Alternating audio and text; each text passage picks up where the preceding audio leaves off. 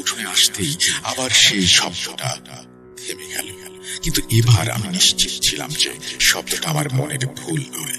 আর এবার উঠোনে দাঁড়িয়ে আমি একটা জিনিস পরিষ্কার বুঝতে পারলাম, শব্দটা উঠোন থেকে, পাশের বাড়ি থেকে আসছে না। শব্দটা আসছে বাড়ির পেছন দিক থেকে, সেই পেছনের গলিটা থেকে। আমার হৃদস্পন্দন বেড়ে গেল। অন্ধকারের মধ্যেই হাতড়ে হাতড়ে আমি পেছনের কোনায় পৌঁছালাম, যেখানে আমাদের বাড়ির মোটরটা বসানো আছে। ওই জায়গাটা থেকে পেছনের গলিটা দেখা যায়। আমি সেখানে গিয়ে দাঁড়ালাম, চারপাশটা ভালো করে দেখার চেষ্টা করলাম, কিন্তু কোথাও কিছু নেই। এক গভীর শূন্যতা আর অন্ধকার ছাড়া কিছু চোখে পড়ল না। শুনতে পাচ্ছেন শব্দটা? আয়নার ভিতরে রোজ এভাবেই আসে।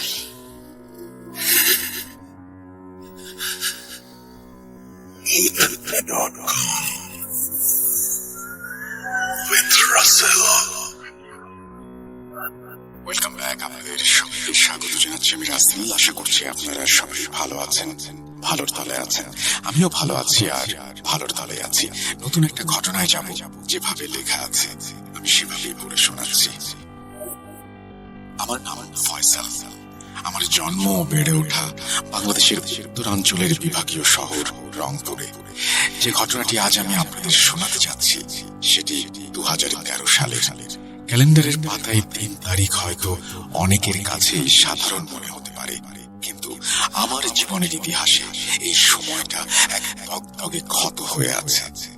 সে সময় আমি এই ঘটনাগুলো এমন ভাবে বলতাম যেন এগুলো অন্য কারো জীবনের গল্প, যেন গল্পের বই থেকে পড়ে শোনাচ্ছি। কিন্তু আজ যখন সেই দিনগুলোর কথা মনে পড়ে, তখন বুঝতে পারি কিছু কিছু ঘটনা মানুষের জীবনের মোড় সম্পূর্ণ ঘুরিয়ে দেয়। কিন্তু অভিজ্ঞতা মানুষকে ভেতর থেকে দুমড়ে মুচড়ে বদলে ফেলে, খুব ধীরে ধীরে, খুব নিঃশব্দে। আজ আমি সেই ফয়সাল আর নেই যে এক সময় ভূত, প্রেত বা অলৌকিক বিষয় নিয়ে হাসাহাসি করত। আজ আমি জানি অন্ধকারের ওপারে এমন কিছু আছে যা আমাদের সাধারণ বুদ্ধিতে ব্যাখ্যা করা সম্ভব নয়।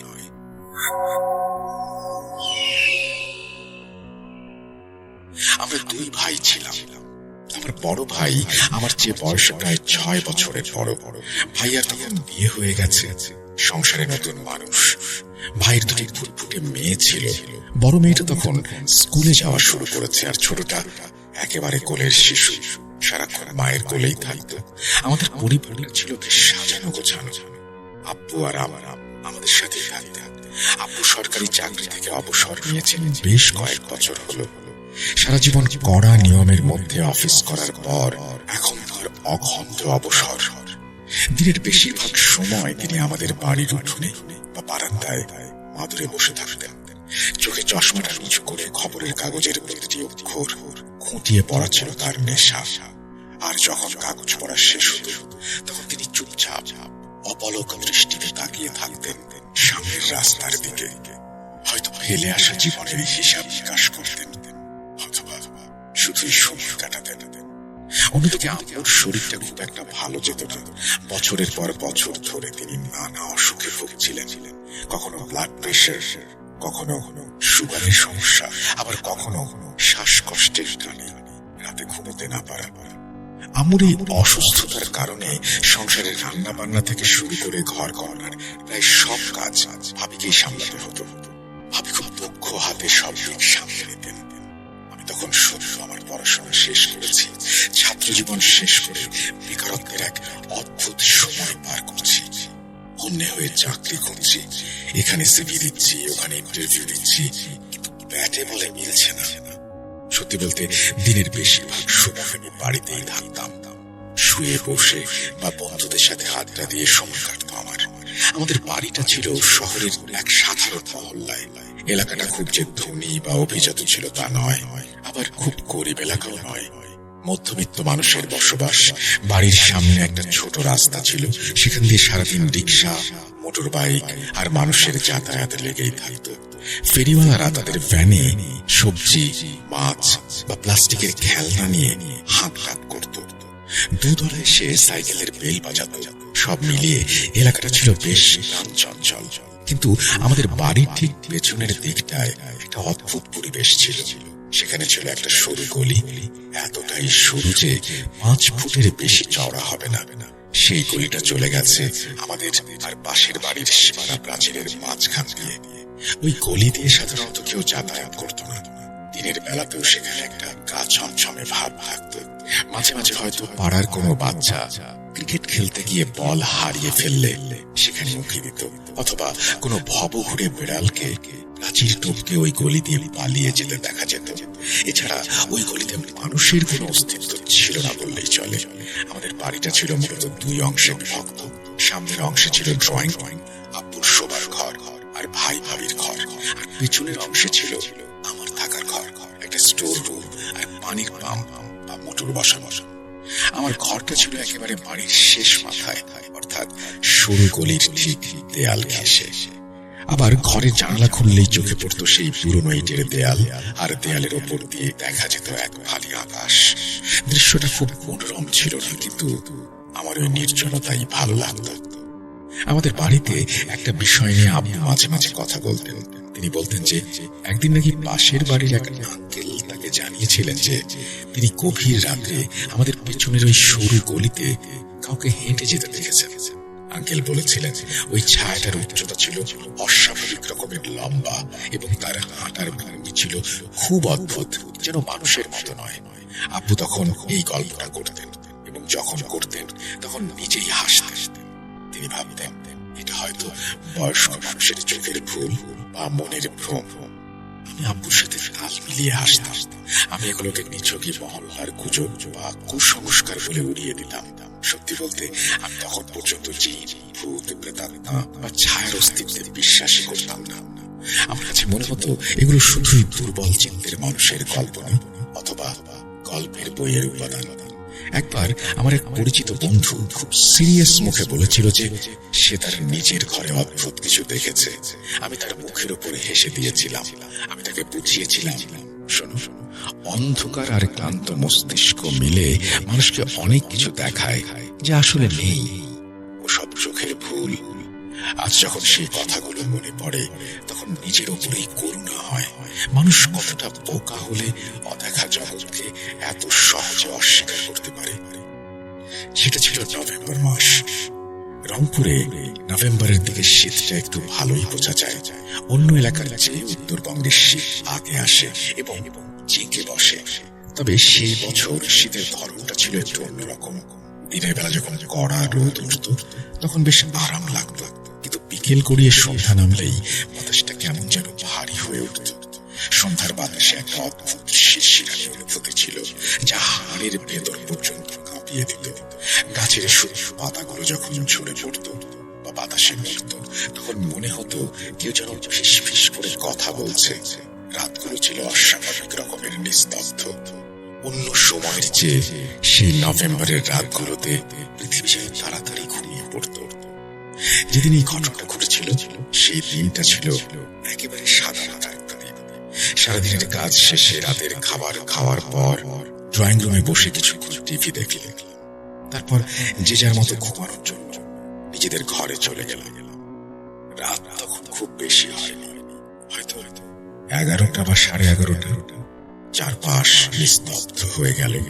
আমিও আমার ঘরে এসে শুয়ে পড়লাম এবং কিছুক্ষণের মধ্যেই গভীর ঘুমে তলিয়ে গেলাম।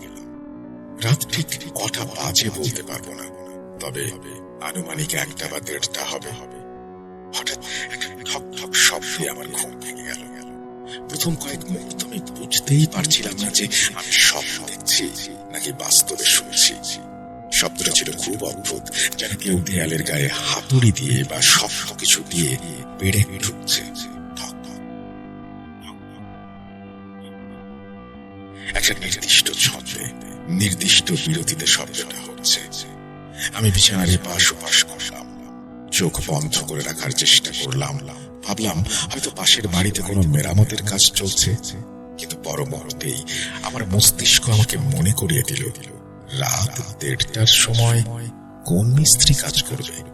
আর শব্দটা তো দূর থেকে আসছে না, মনে হচ্ছে একদম কাছেই কোথাও হচ্ছে। শব্দটা থামছে না, একটানা হয়েই যাচ্ছে। আমার ঘরে তখন ঘুটঘুটে অন্ধকার, শুধু জানালার ফাঁক দিয়ে বাইরের ল্যাম্পপোস্ট বা চাঁদের সামান্য আলো এসে মেঝেতে পড়েছে। আমি বিছানায় উঠে বসলাম, বুকের ভেতরটা কেমন যেন অস্বস্তি হতে লাগলো। তবে তখনও ভয়ের কিছু আমি অনুভব করিনি। নিজেকে বুঝালাম, দূর, হয়তো মনের ভুল অথবা পানি পড়ার শব্দ। আমি বিছানা থেকে নামলাম, পায়ে স্যান্ডেল গলিয়ে ঘর থেকে বের হলাম। খুব সাবধানে পা ফেললাম, যাতে আমার শব্দে বাড়ির অন্য কারো ঘর ভেঙে না যায়। আস্তে করে আমার ঘরের দরজাটা খুলে উঠোনে বা বারান্দায় এসে নামলাম। উঠোনটা অন্ধকারে ডুবে আছে। আমি বের হওয়ার সাথে সাথেই সেই শব্দটা থেমে গেল। আমি সেখানে দাঁড়িয়ে রইলাম। 1 সেকেন্ড, 2 সেকেন্ড, হয়তো পুরো 1 মিনিট। চারপাশ একদম চুপচাপ, এতটাই নীরব যে আমি আমার নিজের নিঃশ্বাসের শব্দ শুনতে পারছিলাম। মনে হলো হয়তো সত্যি আমার মনের ভুল ছিল, ঘুমের ঘোরে হয়তো কিছু একটা শুনেছি। আমি কাঁধ ঝাঁকিয়ে যে ঘরের দিকে পা বাড়ালাম। যেই আমি ঘুরতে যাব, ঠিক তখনই আমার বুকের ভেতরটা ধক করে উঠল। কোনো নির্দিষ্ট কারণ ছাড়াই একটা অজানা আশঙ্কা আমাকে ঘিরে ধরলো। মনে হলো কিছু একটা ঠিক নেই, কিন্তু কি ঠিক নেই তা বুঝতে পারলাম না। আমি আবার আমার ঘরে ঢুকলাম, দরজাটা ভিজিয়ে দিয়ে বিছানায় যেই শুতে যাব, ঠিক তখনই আবার সেই শব্দ।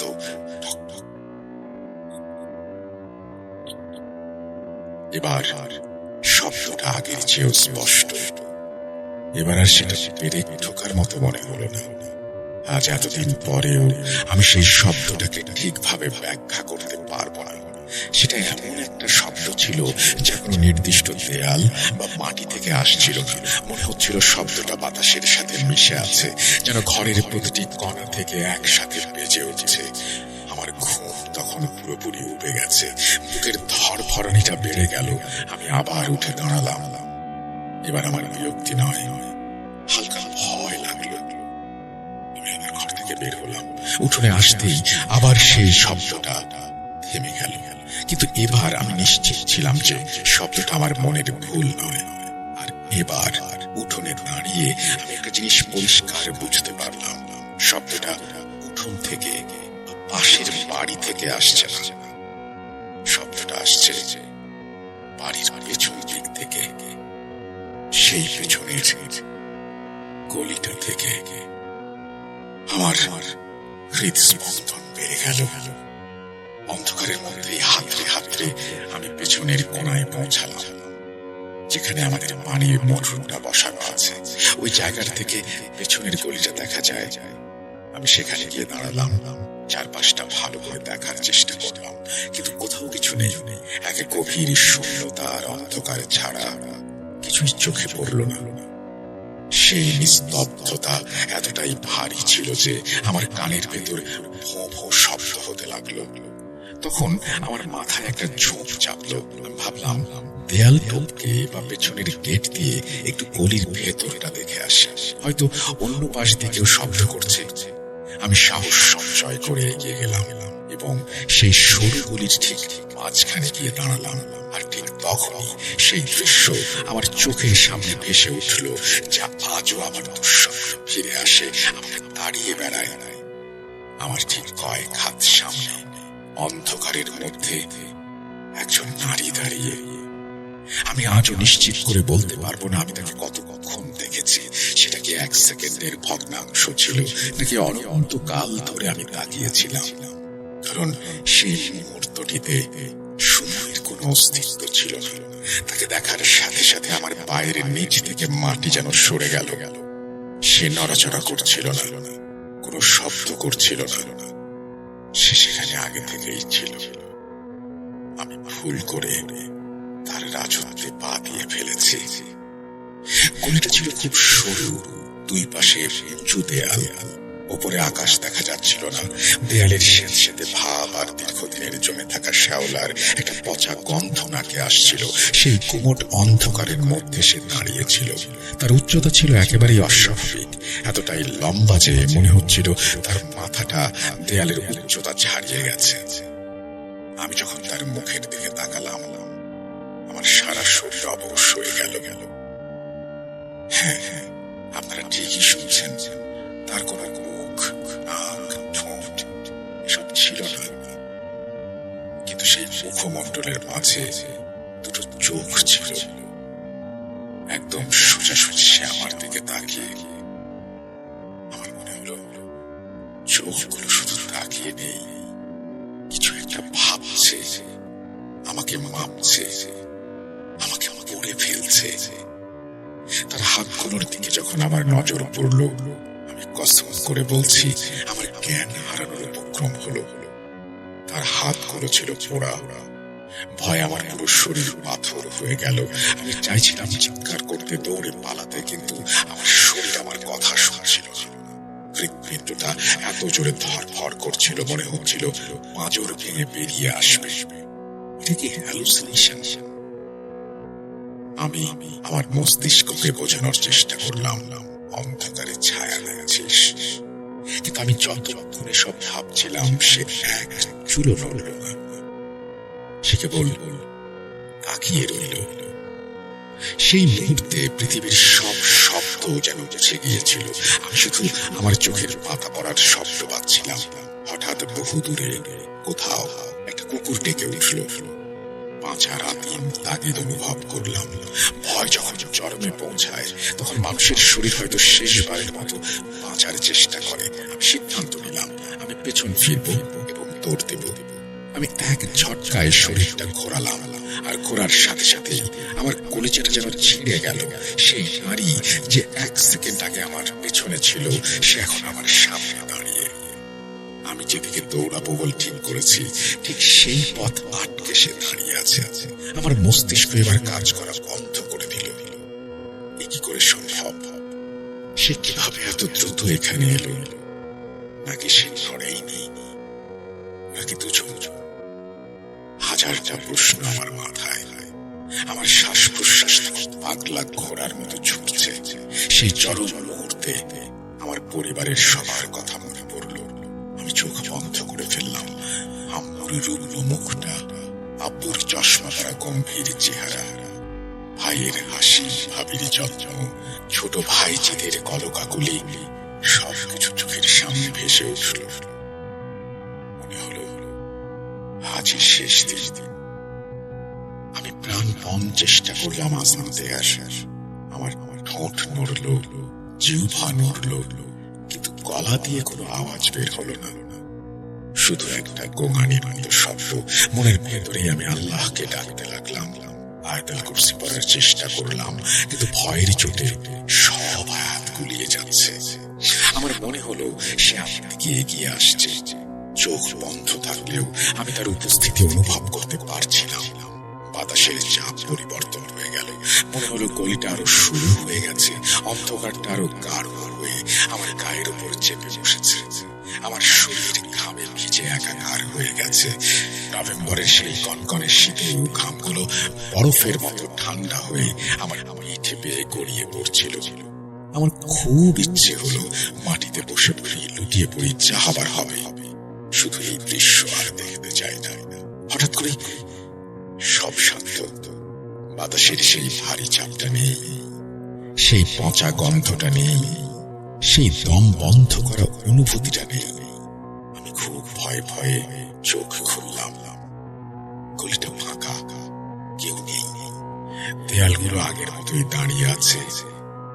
সেই নারীটি নেই, হাওয়ায় মিলিয়ে গেছে। আমি আর এক মুহূর্ত সময় নষ্ট করলাম না। শরীরে যেটুকু শক্তি অবশিষ্ট ছিল তার সবটুকু দিয়ে আমি দৌড় দিলাম। আমার মনে হচ্ছিল আমার পেছনে কেউ তাড়া করছে, যদিও আমি পেছনে তাকাবার সাহস পাইনি। আমি ঘরে ঢুকে দরজাটা ছিটকিনি লাগিয়ে ধপ করে বিছানায় বসে পড়লাম। আমার হাত পা তখন থরথর করে কাঁপছে। সারা রাত আমি এক ফোঁটাও ঘুমোতে পারিনি। চোখের পাতা এক করলেই সেই চেহারা ভেসে আসছে চোখের সামনে। সামান্য শব্দ হলেই আমি চমকে উঠছিলাম। যখন ভোরের আলো ফুটল, ফজরের আজান হলো, তখন আমার শরীরে আর কোনো শক্তি ছিল না। আমি শরীরটাকে বিছানায় এলিয়ে দিলাম। যখন ঘুম ভাঙলো তখন দুপুর। আমার মাথাটা যেন ফেটে যাচ্ছে, সারা শরীরে অসহ্য ব্যথা, মনে হচ্ছে জ্বরে গা পুড়ে যাচ্ছে। চোখ মেলতেই দেখলাম আমার বিছানার পাশে আম্মু, আব্বু, ভাই, ভাবি সবাই দাঁড়িয়ে আছে। তাদের চোখ মুখে উদ্বেগের ছাপ। ভাবি আমার মাথায় জল পট্টি দিচ্ছেন, ভাই আমার হাত ধরে আছেন। আমি কথা বলার চেষ্টা করলাম, আমি তাদের সব বলতে চাইলাম, কিন্তু মুখ দিয়ে কোনো কথা বের হলো না। মনে হলো শব্দগুলো সব তালগোল পাকিয়ে যাচ্ছে। আমার মস্তিষ্ক কিছুতেই সেই স্মৃতিগুলোকে গুছিয়ে শব্দের রূপ দিতে পারছে না। আমার মনে হচ্ছিল আমি শারীরিকভাবে এই ঘরে থাকলেও মানসিকভাবে আমি এখনো সেই অন্ধকার গলিতেই আটকে আছি। সেদিন ডাক্তার ডাকা হলো। আমাদের মহল্লার ডাক্তার কাকা এলেন। তিনি আমার জ্বর মাপলেন, প্রেশার চেক করলেন, চোখে টর্চ লাইট দেখলেন। শেষে বললেন অনেক হাই ফিভার। আমার মনে হচ্ছে ও কোনো কারণে ভয় পেয়েছে বা শক। ওকে রেস্টে থাকতে দিন। ডাক্তার আমাকে ঘুমের ওষুধ আর জ্বরের ওষুধ দিলেন। ওষুধ খাওয়ার পর শরীরটা একটু ঝিমিয়ে এলো, কিন্তু মনের ভেতরকার অস্থিরতা কমলো না। মনে হলো বুকের ওপর একটা ভারী পাথর চেপে বসেছে। নিঃশ্বাস নিতে গেলেই সেই পাথরটা জানান দেয়। রাত নামার সাথে সাথে আমার অবস্থা আরো খারাপ হতে শুরু করলো। সূর্য ডোবার পর থেকেই আমার মনে হতে লাগলো সময় খুব ধীর গতিতে এগোচ্ছে। জানালার বাইরে অন্ধকার নামতেই আমার হৃৎপিণ্ড মোচড় দিয়ে উঠল। ভাই বুঝতে পারলেন আমার একা থাকতে ভয় লাগছে। তিনি বললেন, আজ আমি তোর ঘরে এসে শোবো, একা থাকার দরকার নেই। সেই রাতে আমি আর আমার ভাই দুজন মিলে বিছানা করে শুলাম। ভাবি আমার অবস্থা দেখে ঘরের আলোটা জ্বালিয়ে রেখে চলে গেলেন। আমি চোখ বন্ধ করে শুয়ে রইলাম। রাত গভীর হওয়ার সাথে সাথে আমার মনে হতে লাগলো কেউ আমাকে ডাকছে। খুব অস্পষ্ট একটা আওয়াজ, যেন ফিস ফিস করে আমার নাম ধরে ডাকছে, কিন্তু শব্দটা ঘরের ভেতরে নয়, অনেক দূর থেকে আসছে। আমি কম্বলের নিচে মুখ লুকালাম, নিজেকে বারবার বললাম সব ঠিক আছে। কিন্তু পরের দিনগুলোতেও এই একই ঘটনা ঘটতে লাগলো। দিনের বেলাটা কোন রকমে কাটত, কিন্তু বিকেল হলেই আমার দম বন্ধ হয়ে আসতো। মাঝে মাঝে কানে হেডফোন দিয়ে গান শুনলে আমার মনে হতো হেডফোনের ভেতরেও কেউ কথা বলছে। কবিতা আবৃত্তির শখ ছিল। কম্পিউটারে রেকর্ডের সময় মনে হতো পেছন থেকে কেউ আমাকে দেখছে, আমাকে শুনছে অথবা ধরতে আসছে। আমি সাথে সাথে পেছনে ফিরে তাকাতাম, কিন্তু কাউকে দেখতাম না। সেই নীরব রুমটার ভেতরে এই অনুভূতি কেমন লাগতে পারে একবার ভেবে দেখবেন। এই মুহূর্তে যারা শুনছেন এই স্তব্ধ রাতে, সিঁড়ি দিয়ে ছাদে ওঠার সময় মনে হতো আমার পেছনে কেউ হাঁটছে। মনে হতো আমার হাত থেকে কালো ধোঁয়া বের হচ্ছে। হয়তোবা সেই ছায়াটা আমার সাথেই হাঁটছে। আমি একা বাথরুমে যেতে পারতাম না, একা বারান্দায় দাঁড়াতে পারতাম না। উঠোনে গেলে মনে হতো আমার শরীর বেয়ে ঠান্ডা স্রোত বয়ে যাচ্ছে। কয়েকদিনের মধ্যে আমার চেহারায় পরিবর্তন এলো। আমি কথা বলা কমিয়ে দিলাম, ঠিক মতো খাওয়া দাওয়াই করতে পারতাম না। ডাক্তার আমাকে ওষুধ দিচ্ছেন, ডাক্তারি ওষুধে কাজ হচ্ছে না। শুরুতে মহল্লার মসজিদের ইমাম সাহেব এলেন। তিনি পানি পড়া দিলেন, আমাকে ফু দিলেন। কিছুক্ষণ ভালো লাগলো, কিন্তু রাত হতেই আবার সেই বিভীষিকা। এরপর আরেকজন এলেন, তারপর আরেকজন। কেউ বলল নজর লেগেছে, কেউ বলল ভয় পেয়েছে, কিন্তু আমার ভেতরে যে জিনিসটা বাসা বেঁধেছিল তা কিছুতেই যাচ্ছিল না। আমি বুঝতে পারছিলাম সেই নারী আমাকে ছাড়েনি। অবশেষে ভাই অনেক খোঁজাখুঁজি করে একজন আলেমের সন্ধান পান। শোনা যায় তিনি জিন ভূত সংক্রান্ত জটিল বিষয়গুলোর সমাধান করেন। তিনি সহজে আসতে চান না, কিন্তু ভাইয়ের অনুরোধে আর আমার আম্মুর কান্না দেখে তিনি রাজি হলেন। যেদিন তিনি এলেন সেদিন ছিল জুম্মার দিন। দুপুরে কড়া রোদ, কিন্তু আশ্চর্যের বিষয় হলো তিনি যখন আমাদের ঘরে পা রাখলেন তখন ঘরের ভেতরটা কেমন ঠান্ডা হয়ে গেল। হুজুরের বয়স খুব বেশি নয়, মধ্য বয়সী, মুখে ঘন চাপ দাড়ি, চোখে সুরমা। তাঁর দৃষ্টিভঙ্গি ছিল গভীর।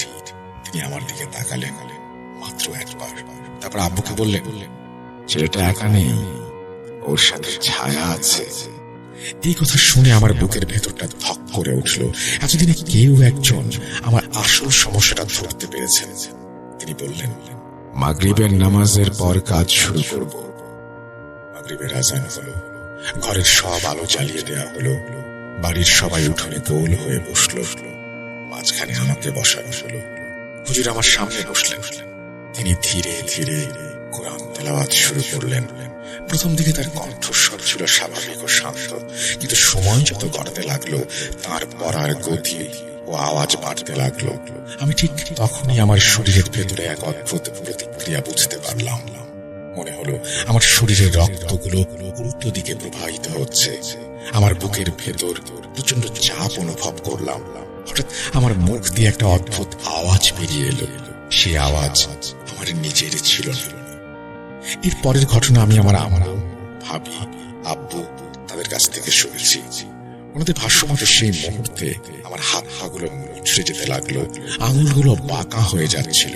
আমার শরীর মনে হচ্ছিল শুধুই শরীর, ভেতরে আমি নেই। হুজুর আরো জোরে জোরে হাত পড়তে শুরু করলেন। আমি বা আমার ভেতরের সত্তাটা তখন বিকট শব্দে হাসছে। এমন বৈশাচিক হাসি জীবনে কেউ কোনদিন দেখেনি। একটা ভারী কণ্ঠস্বর বেরিয়ে এলো আমার ভেতর থেকে। সে বলল, এই বাড়ি আমাদের, আমরা বহু বছর ধরে এখানে আছি, তোরা কেন বিরক্ত করছিস? এই কথা শোনার সাথে সাথে হুজুর তেলাওয়াত থামিয়ে দিলেন। তিনি গভীর একটা শ্বাস নিলেন, তারপর খুব শান্ত কিন্তু কঠোর গলায় বললেন, চুপ কর, তুই কে, চাস কি? তুই যেই হোস না কেন, আল্লাহর হুকুমে এবার তোকে এখান থেকে যেতে হবে। ঘরের ভেতর তখন পিনপতন নীরবতা, শুধু আমার ঘন ঘন নিঃশ্বাসের শব্দ, যা এখন আমার নিজের মনে হচ্ছে না। হুজুর আবার পড়া শুরু করলেন। এবার তিনি আরো শক্তিশালী আয়াতগুলো পড়তে লাগলেন। আমার মনে হলো আমার শরীরটা আগুনের মধ্যে ফেলে দেওয়া হয়েছে। অসহ্য যন্ত্রণায় আমি ছটফট করতে লাগলাম। কতক্ষণ এভাবে চলেছিল আমার মনে নেই। এক সময় মনে হলো আমার শরীর থেকে ভারী কিছু একটা বেরিয়ে গেল। আমি জ্ঞান হারিয়ে লুটিয়ে পড়লাম। যখন আমার জ্ঞান ফিরল তখন ভোর হয়ে গেছে। ফজরের স্নিগ্ধ আলো উঠোনে ছড়িয়ে পড়েছে।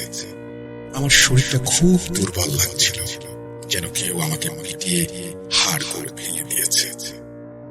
হুজুর তখন বসেছিলেন। তিনি আমার মাথায় হাত বুলিয়ে দিলেন।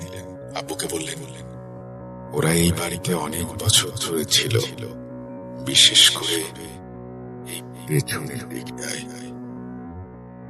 আল্লাহর রহমতে এখন আর নেই, তবে ওই পেছনের গলিতে আর কখনো কাউকে যেতে দেবেন না, জায়গাটা না পাক।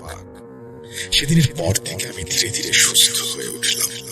আমার জ্বর কমে গেল, খাওয়া দাওয়ায় রুচি ফিরল, রাতে ঘুম আসতে শুরু করলো।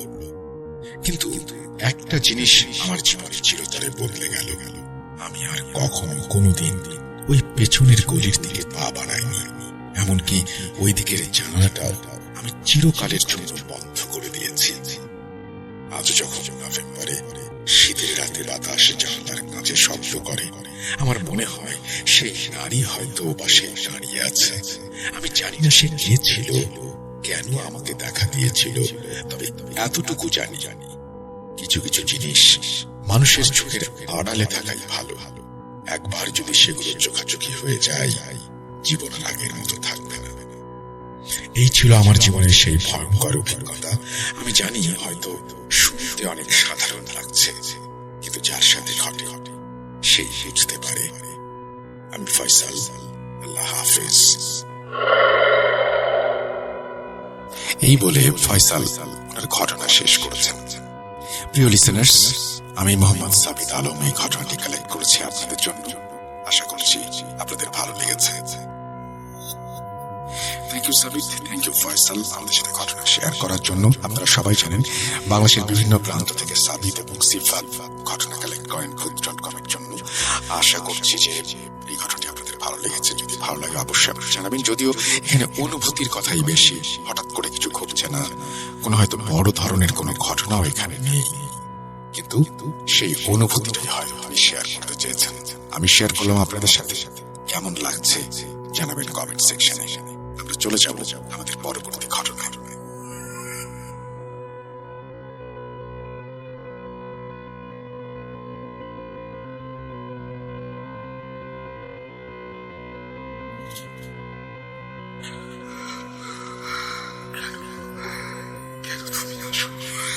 আমি শুধু তোমার সাথেই থাকতে চাই। কিভাবে সম্ভব? মৃতদের এই পৃথিবীতে থাকতে নেই। তুমি তুমি চলে যাও, চলে যাও, প্লিজ চলে যাও। সবটাই কি ইলুশন, নাকি অন্য জগতের কেউ কখনো হাজির হয়ে যায় চোখের পলকে? ভূত.com with Russell। আপনাদের সবাইকে স্বাগত জানাচ্ছি। আমি রাসেল। আশা করছি আপনারা সবাই ভালো আছেন, ভালোর তলে আছেন। আমিও ভালো আছি আর ভালোর তলে আছি। যেভাবে লেখা আছে সেভাবেই পড়ে শোনাচ্ছি।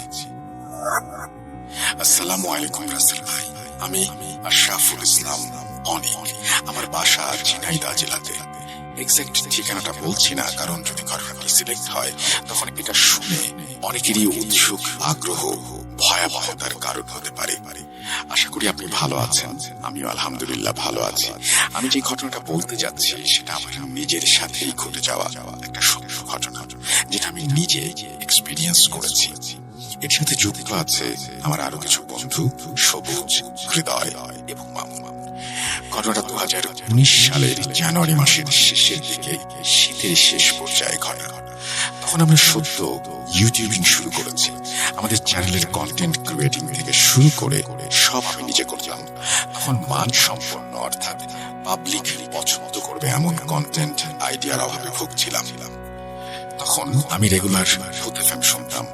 সেই ভূত এফএম এর ইন্সপিরেশনে ভাবলাম, রেডিওতে ভৌতিক ঘটনা বলা হয় আর আমরা ভৌতিক জায়গাগুলো ঘুরে দেখাবো। সাথে ওই সমস্ত জায়গায় মানুষের সাথে ঘটে যাওয়া ঘটনাগুলো তাদের মুখে শুনবো। বন্ধুদের আইডিয়াটা জানানোর পর সবাই একবারেই রাজি হয়ে গেল।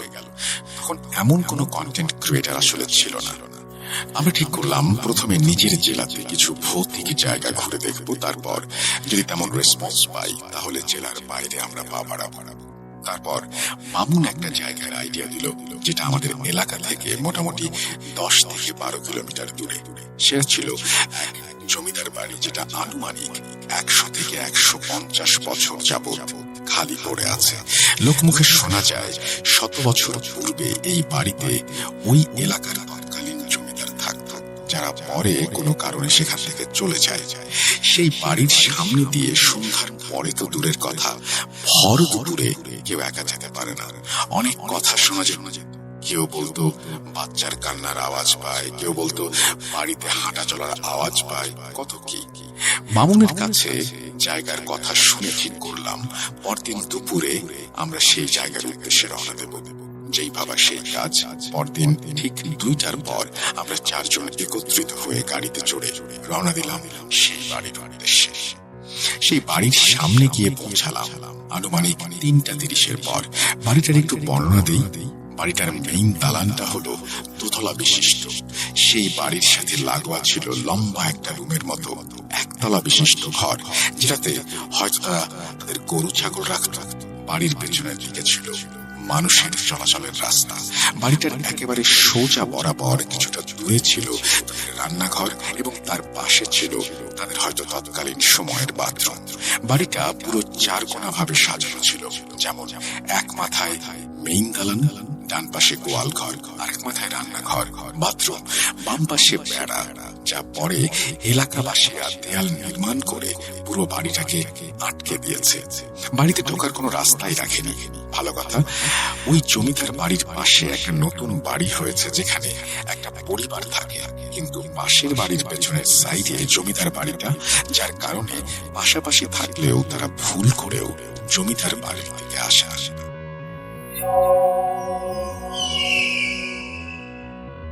তো যখন আমরা গেলাম তখন রাস্তা পুরো ফাঁকা।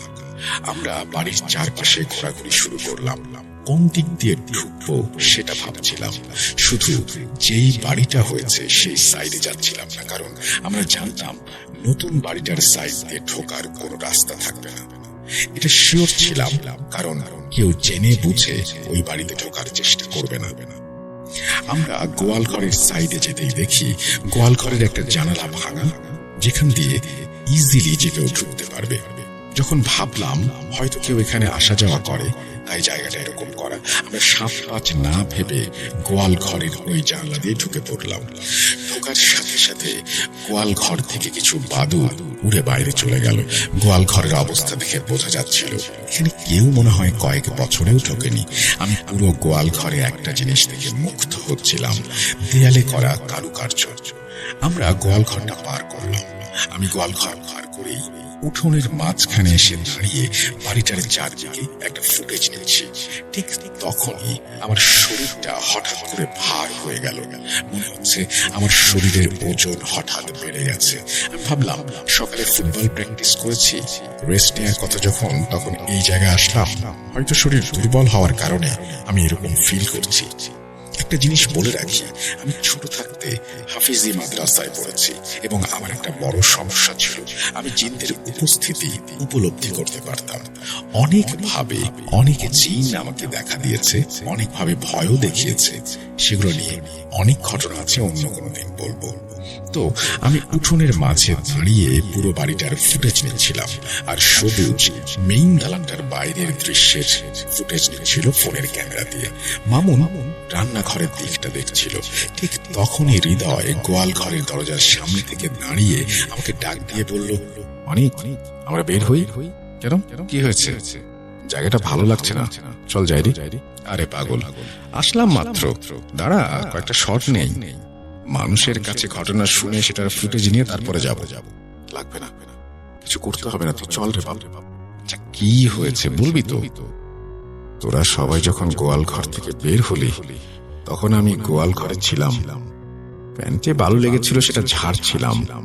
বের হওয়ার সময় দেখলাম রান্নাঘর থেকে একটা কালো অবয়ব, যেটা দেখতে একটা বাচ্চার মতো, তোর পেছন দিয়ে এক দৌড় দিয়ে বড় ঘরটাতে চলে গেল, আর কেমন যেন ধোঁয়ার মতো মিশে গেল। আমার বুঝতে বাকি রইল না আমার শরীর ভার হওয়ার কারণ কি। আমি হৃদয়কে আমার সাইডের কথা না বলে বললাম, আচ্ছা তুই রাস্তার সামনে মুদি দোকানে গিয়ে বস, আমি আসছি। তখন হৃদয় আমরা যে দিক দিয়ে ঢুকলাম সেদিক দিয়ে বের হয়ে গেল। আমি আবারও বলছি, আমরা যে ভাঙা জানালা দিয়ে ঢুকেছি সেদিক দিয়ে হৃদয় বেরিয়ে গেল। কথাটা দ্বিতীয়বার কেন বললাম একটু পরে বুঝতে পারবে। তখন আমি একটা স্বার্থপরের মতো কাজ করি, সেটা হলো আমি খারাপ কিছু ইঙ্গিত পেয়েও, এমনকি হৃদয়ের মুখের থেকে কিছুটা শুনেও মামুন সবুজকে কিছু জানালাম না, কারণ আমি জানতাম ওরা ভয় পাবে আর ওরা ভিডিও করতে চাইবে না। তখন আমি এতটা ভিডিও নেশায় পড়ে গিয়েছিলাম যে কোনো বিপদের তোয়াক্কা না করে আমি মামুন সবুজকে বললাম, হৃদয়ের শরীর ভালো লাগছে না, ও বাইরে দাঁড়াচ্ছে, আমাদের ভিডিও করতে বলল, যেটার জন্য আমি খুবই দুঃখিত, যদিও এর মাসুল আমাকে একাই দিতে হয়েছে। আমার বন্ধুদের কিছু হয়নি, আলহামদুলিল্লাহ। তারপর শুরু হয় ভিডিও করা। আমরা গোয়াল ঘর, রান্নাঘর এবং বাথরুমের বিভিন্ন শট পেলাম। আমরা মেইন দালানের নিচে যখন ঢুকলাম, তখনও দেখলাম বাদুড় উঠছে, পাখি আছে, কিন্তু বারবার আমার চোখ আটকে যাচ্ছিল সেই বাড়ির দেয়ালে করা কারুকার্যগুলোতে, যেগুলো আমি গোয়াল ঘরের দেয়ালেও দেখেছি। নিচতলায় মূলত দুটো রুম ছিল, আর একবারে বাম পাশে ছিল সিঁড়ি উপরে ওঠার, যেটার দরজা আটকানো ছিল, আর সিঁড়ির নিচে ছিল একটা সিঁড়ি ঘর, যেটার দরজা খোলা থাকতো। তড়িৎভাবে দেরি না করে দরজা খুলে ঢুকে পড়লাম আমি আর সবুজ। মামুন বাইরে দাঁড়িয়ে ফুটেজ নিচ্ছিল। সবুজের হাতে ছিল ক্যামেরা, আর আমি ক্যামেরার সামনে থেকে বিস্তারিত সামনে থাকা জিনিসগুলো নিয়ে আলোচনা করছিলাম। তো সিঁড়ির নিচে সেই ছোট্ট রুমে ঢুকে আমরা দেখলাম মাটির কয়েকটা বড় বড় হাড়ি আছে, যেগুলো আমরা ঢাকনা সরিয়ে দেখার চেষ্টা করি ভেতরে কি আছে। দেখলাম পুরনো আমলের বাচ্চাদের খেলনার কিছু পুতুল, আর অনেক কিছু, যেমন লাল শাড়ির বড় একটা টুকরো, যেটা হয়তো পুতুলকে পরাতো। তখন আমাদের আগ্রহ আরো চরম লেভেলে চলে যায়। উপরে মানে মেইন দালানের দোতলায় উঠতে হবে অ্যাট এনি কস্ট। আমরা ওপরে ওঠার পদ্ধতি খুঁজতে লাগলাম। সবুজ গোয়াল ঘরের সামনে থেকে এসে আমাদের যা বলল তা হলো, আমি একজন একজন করে ঘাড়ে করে উঁচু করব তোমাদের, আর তোমরা ছাদে উঠবে। দুজন উঠে আমাকে হাত ধরে টেনে তুলবে।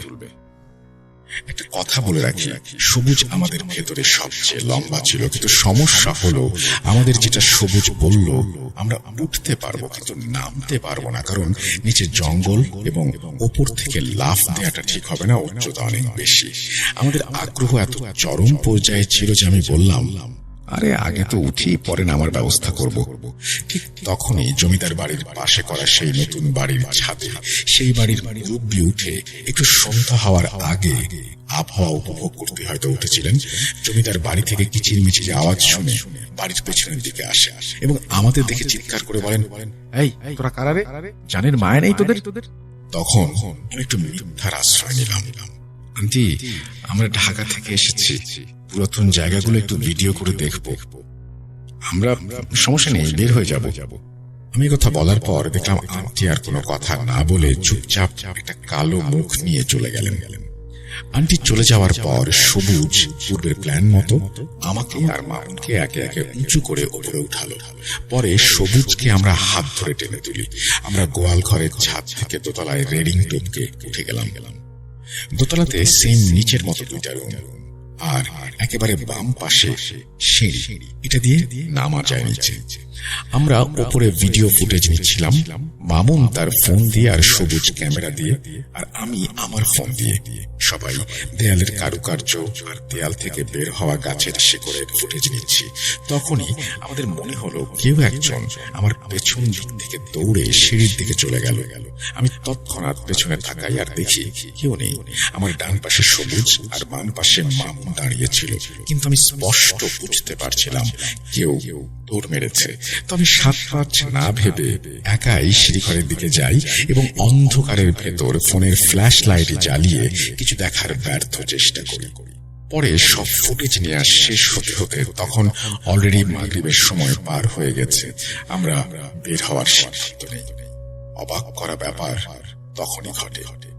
গোয়াল ঘরের যেই জানলা দিয়ে আমরা ঢুকেছিলাম, বের হওয়ার সময় গোয়াল ঘরে যেয়ে দেখি প্রতিটি জানালা এত মজবুত লোহা দিয়ে আটকানো, একটা বেড়ালেরও সেখান থেকে বের হওয়া সম্ভব না।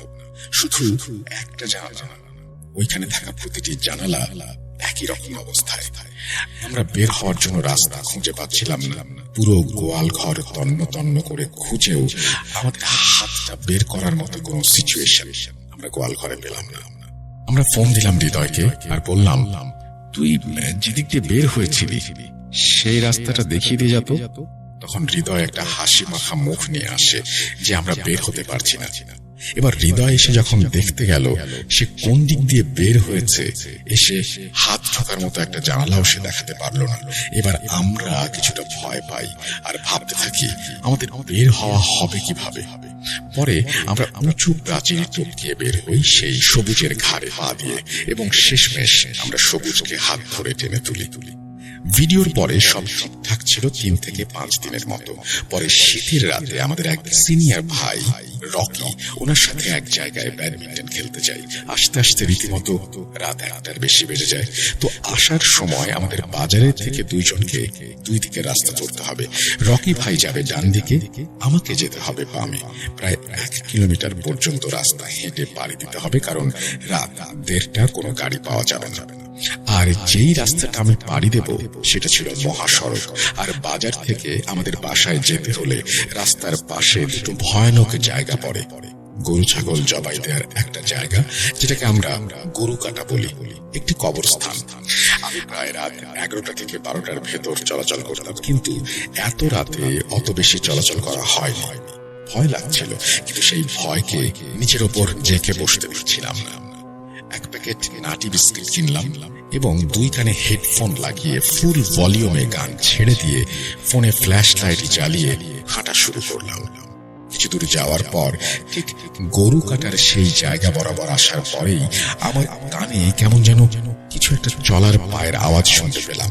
একটা ব্যাপার বলে রাখি, ইয়ারফোন যেহেতু কানে ছিল, রাস্তায় চলাচলরত এক দুইটা যে ট্রাক ছিল সেগুলোর আওয়াজ আমি শুনতে পাচ্ছিলাম না, কিন্তু সেই ইয়ারফোনের সাউন্ডের ভেতর দিয়ে আমি কোনো মানুষের স্পষ্ট চলাচলের আওয়াজ শুনছি, যা একেবারে অসম্ভব।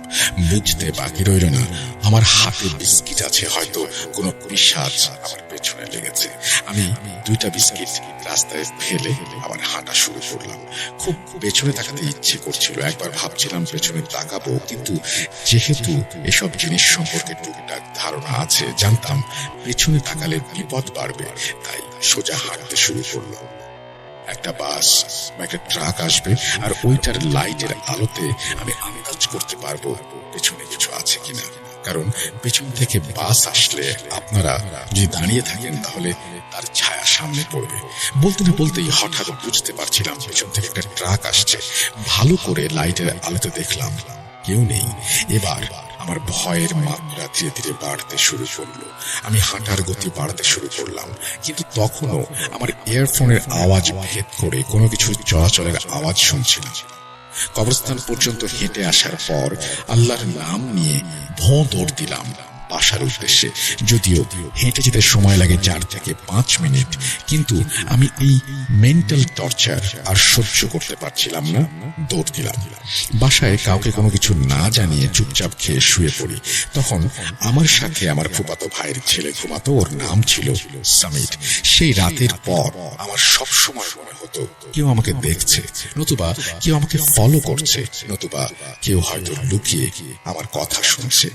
তার 2 দিন পর আমি আমার বাসার ছাদে দাঁড়িয়ে আমার গার্লফ্রেন্ডের সাথে কথা বলছিলাম। তখন আমাদের বাসার ছাদে পিলারের রড বের করা ছিল, মানে কাজ সম্পূর্ণ কমপ্লিট হয়নি।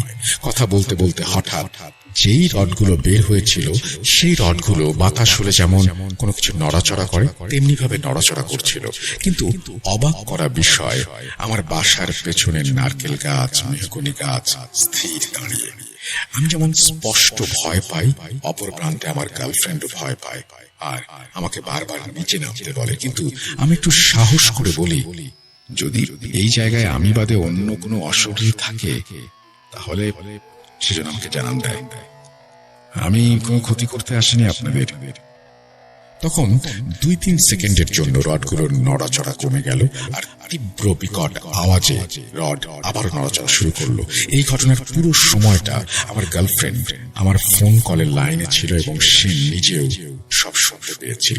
পরে আমি ভয়ে চিৎকার দিয়ে নিচে নেমে আব্বুর রুমের সামনে এসে অজ্ঞান হয়ে যাই। পানি দিয়ে আমার জ্ঞান ফেরানো হয়। শরীরে প্রচুর জ্বর নিয়ে আমি ওই দিন ঘুমিয়ে পড়ি। ঘটনা এখানে শেষ হলো না, এখনো একটা টুইস্ট বাকি। মধ্যরাত আনুমানিক 2টা-2:30 বাজে। তখন ঘুমটা হঠাৎ ভেঙে যায়।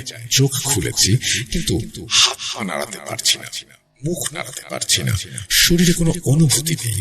আমি তখন জিন্দা লাশের মতো শুধু শুয়ে আছি।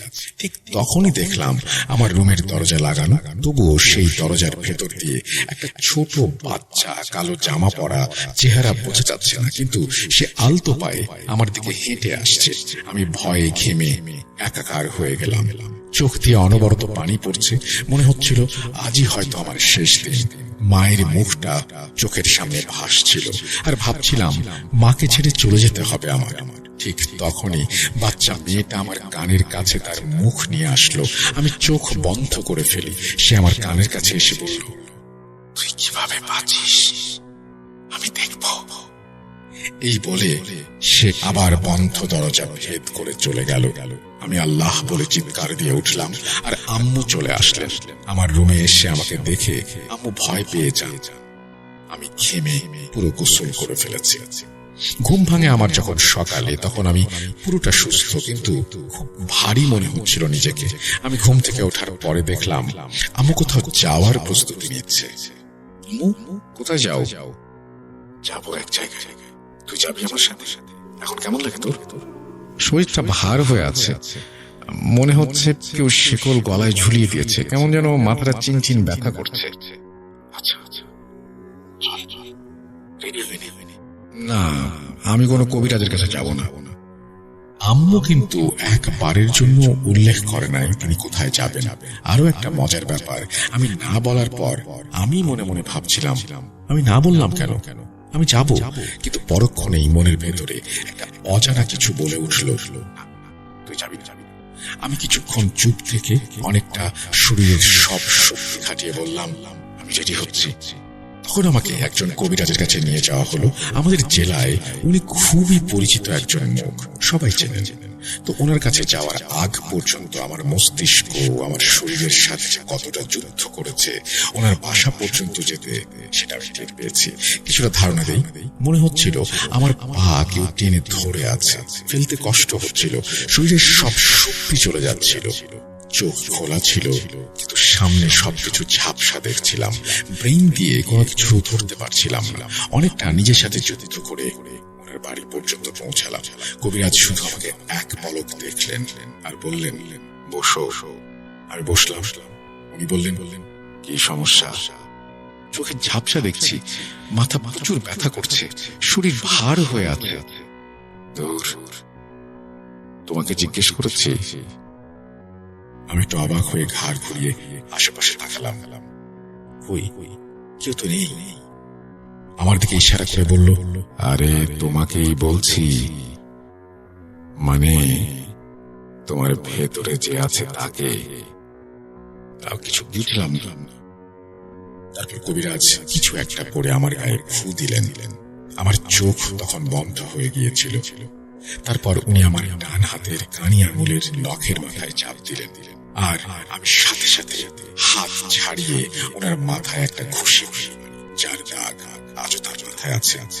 তারপর উনি আমার কপালে হাত দিয়ে কি যেন পড়তে থাকেন। পরে আমার চোখ বন্ধ হয়ে যায় আর আমি সেন্সলেস হয়ে যাই। পরের ঘটনাটি আম্মুর কাছ থেকে শোনা।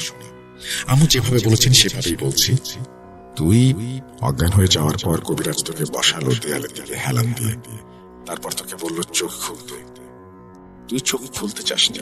পরে কবিরাজ বলল যে এই ছেলেকে বিরক্ত করার কারণ কি। তখন সে বলল, আমার নাম তাজকাতুন। আমি 134 বছর যাবৎ এই বাড়ির ভেতরে থাকি।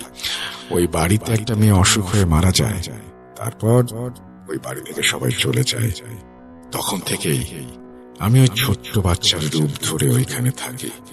কিন্তু ওরা আমার ঘরটাকে নোংরা করে দিয়েছে, আমি ছাড়বো না। কবিরাজ চোখের ইশারায় জিজ্ঞেস করলো আম্মুকে কোথায় গিয়েছিলাম জানে কিনা। আম্মু কিছুই জানতো না করলো। পরে কবিরাজ বলল, আচ্ছা যা হয়েছে হোক, তুই ওকে মাফ করে দে, বিরক্ত করিস না, ছেড়ে দে।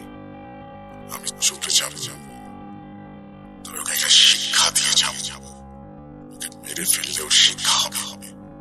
ভয় পায় না, ওকে ভয় পাবো। কবিরাজ বললেন, ক্ষমা মহৎ গুণ, তোর সৃষ্টিকর্তা আল্লাহকে ভয় কর। তুই নিজে থেকে না গেলে আমি কিন্তু ব্যবস্থা নিতে বাধ্য হব। তুই আমার কিছুই করতে পারবি না। এরপর কবিরাজ তেল পড়া আর পানি পড়া তোর শরীরে ছিটিয়ে দেয়। কি যেন দোয়া পড়ছিলেন তিনি, তুই ছটফট করছিলি। পরে কিছুক্ষণ পরে থেমে গেলি আর কবিরাজ বলল, কোনো সমস্যা নেই, জিনটাকে মেরে ফেলেছি, ওর জ্ঞান আসলে ঠিক হয়ে যাবে। যাই হোক, এর 2 ঘন্টা পরেই আমার হুঁশ আসে। অনেকটা হালকা ফিল করছিলাম, শরীরে প্রচন্ড ব্যথা। আমার হুঁশ আসা পর্যন্ত আমরা কবিরাজের বাসাতেই ছিলাম এবং আমার পাশে আম্মু বসেছিল, অপেক্ষা করছিল আমার জ্ঞান ফেরার। পরে কবিরাজ বলেছিলেন, জিনটা ওর শরীরে ছিল গতকাল থেকে, কিন্তু ওর উপরে তেমন কাবু করতে পারেনি। কারণ কি, ও এই জিন নিয়ে ঘুমিয়েছে, এই পর্যন্ত এসেছে, এটা জানার পরেও সে কিছু করেনি। সে জানতো ওর মৃত্যু নিশ্চিত। একটা কথা বলে রাখি, উনি জিন সংক্রান্ত সমস্যায় জিনগুলোকে বাঁচিয়ে রাখেন না, কারণ উনি ভাবেন এইগুলো পরে ওনার অনেক ক্ষতি করতে পারে। তখন আম্মু মাদ্রাসায় পড়ার সময় ঘটে যাওয়া কিছু ঘটনার বর্ণনা করার পর কবিরাজ বললেন, ওর নিজের নফসের ওপর যথেষ্ট কন্ট্রোল আছে, আল্লাহ বাঁচিয়ে রাখুক। পরে কবিরাজের কাছ থেকে বিদায় নিয়ে সেখান থেকে চলে আসি। আল্লাহর রহমত তারপর থেকে ওই বিষয় নিয়ে আর কোনো সমস্যায় পড়তে হয়নি। এখন সুস্থ আছি। ভালো থাকবেন রাসেল ভাই। যদি ঘটনাটি সিলেক্টেড হয় তাহলে অবশ্যই আমাকে জানাবেন। আমার কাছে আরো ঘটনা আছে, সময়ের অভাবে লিখতে পারছি না। 3 দিন সময় লাগলো এটা লিখে শেষ করতে। আসসালামু আলাইকুম, আল্লাহ হাফেজ, এই বলেই তিনি তার ঘটনা শেষ করেছেন। যদি ঘটনাটি আপনাদের ভালো লাগে অবশ্যই আমাদের জানাবেন এবং ঘটনাটি আপনার বন্ধুদের সাথে শেয়ার করতে ভুলবেন না। আমরা চলে যাব আমাদের পরবর্তী ঘটনায়।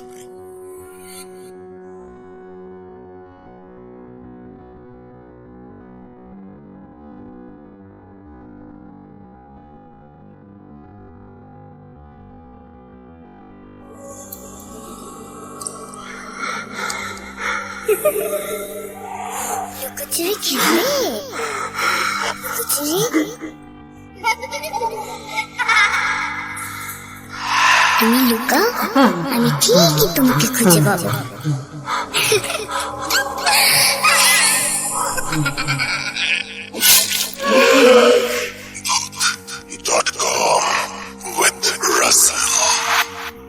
আরো একবার আপনাদের সবাইকে স্বাগত জানাচ্ছি আমি রাসেল। আশা করছি আপনারা সবাই ভালো আছেন এবং ভালোর তলে আছেন। আমিও ভালো আছি আর ভালোর তলে আছি। চলছে অমর একুশে। আমরা জানি যে 1952 সালে ভাষার জন্য প্রাণ দিয়েছিলেন সালাম, বরকত, রফিক, জব্বার সহ আরো অনেকে। আমরা তাদের প্রতি বিনম্র শ্রদ্ধা জানাই। আমরা বেশ কিছু ইমেল শুনলাম, এবার সরাসরি চলে যাবো অডিও ক্লিপে। চলুন কথা না বাড়িয়ে ঘটনায় যাওয়া যাক।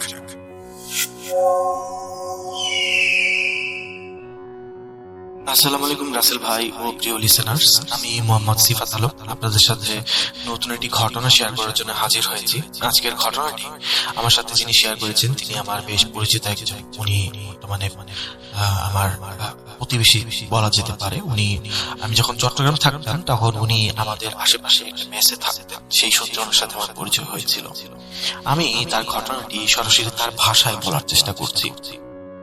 বলছেন তিনি, ঘটনাটি যখন ঘটে তখন আমার বয়স ছিল 40-এর কোঠায়। শীতের সময়, ডিসেম্বর মাস। দুপুর থেকে হঠাৎ ব্রাঞ্চ ম্যানেজার স্যার আমাকে তার কেবিনে ডেকে পাঠালেন। আমি তখন ব্যাংকে চাকরি করি, যদিও লোন রিকভারি ডিপার্টমেন্টের কাজ আমার না, তবুও স্যারের ডাক। ভেতরে গিয়ে দেখি স্যার বেশ চিন্তিত মুখে বসে আছে। তিনি আমাকে জানালেন আমাদের লোন রিকভারি ডিপার্টমেন্টের অফিসার নাইম সাহেব আজ অফিসে আসেননি। তার শরীরটা বেশ খারাপ, অথচ আজই একটা জরুরি রিকভারি ভিজিটে যাওয়ার কথা ছিল। স্যার একটা ফাইল এগিয়ে দিয়ে বললেন, গত বছর আমাদের ব্যাংক থেকে একটা ফ্যাক্টরি নামে বড় অঙ্কের লোন স্যাংশন হয়েছিল। সমস্যা হলো গত 3-4 মাস ধরে ওই লোনের কোনো ইন্টারেস্ট জমা পড়েনি। আমরা বারবার ফোন করেছি, চিঠি পাঠিয়েছি, কিন্তু ওপাশ থেকে কোনো সাড়া পাওয়া যাচ্ছে না। আমাদের সন্দেহ হচ্ছে সেখানে হয়তো কোনো ঝামেলা আছে। নাইম আজ ওই ফ্যাক্টরিতে ভিজিট করতে যেত, অ্যাপয়েন্টমেন্ট ফিক্স করা ছিল, কিন্তু ও হঠাৎ অসুস্থ হয়ে পড়ে। এদিকে ফিনান্সিয়াল ইয়ার শেষ হতে আর মাত্র কয়েকটা দিন বাকি। এই মুহূর্তে ভিজিটটা মিস হলে আমাদের অডিট রিপোর্টে বড় সমস্যা হতে পারে। তুমি কি একটু কষ্ট করে আজ গিয়ে খোঁজটা নিয়ে আসবে? স্যারের অনুরোধ ফেলার উপায় ছিল না। একে তো বসের অর্ডার, তার উপর ফিনান্সিয়াল ইয়ার এন্ডিং এর চাপ, না করলে নিজের পায়ে নিজেই কুড়াল মারা হবে। তাই কোনো দ্বিমত না করে আমি সরাসরি রাজি হয়ে গেলাম। আমি আমার কাজ শেষ করলাম, বিকেল 5টার দিকে ব্রাঞ্চ থেকে বের হলাম। হাতে সময় খুব কম, কোনো মতে একটা লোকাল বাস ধরে রওনা দিলাম। তখন ঘড়িতে সন্ধ্যা 5 মিনিট বাকি। স্টেশনে নেমে বুঝলাম গন্তব্য এখনো অনেক দূরে। এখান থেকে আরো 40 কিলোমিটার মতো বাস জার্নি আছে, তারপর আবার হাঁটা পথ। দুপুরে লাঞ্চ করেছি সেই 2টোয়। কাজের চাপে বিকেল থেকে পেটে দানা পানি কিছুই পড়েনি।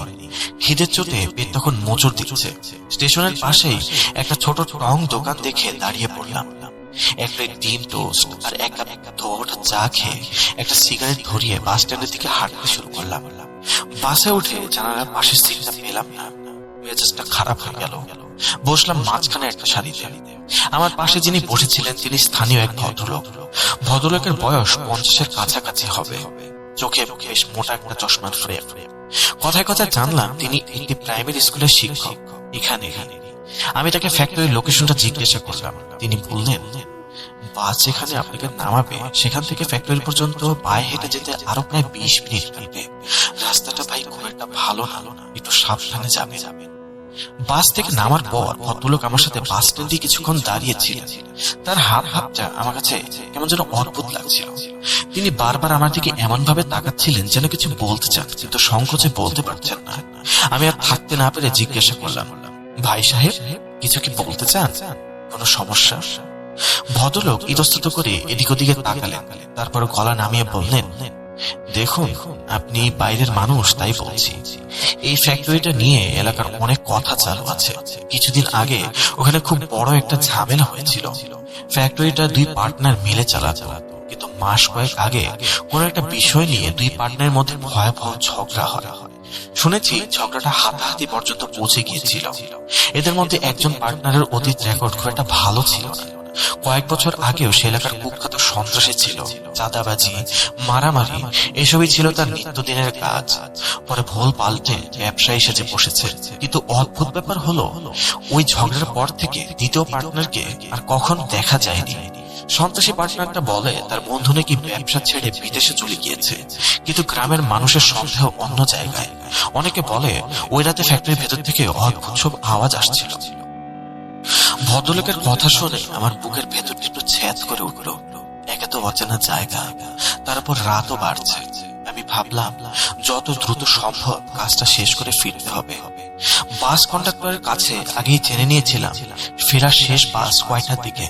সে জানিয়েছিল বাস 9:30টায়। ঘড়িতে তখন 8:10 হাতে খুব বেশি সময় নেই। আর দেরি না করে একটা ভ্যান ঠিক করলাম। 20 টাকার ভাড়ায় 15 মিনিটের রাস্তা 10 মিনিটে পার করে আমাকে ফ্যাক্টরির গেটে নামিয়ে দিল সে।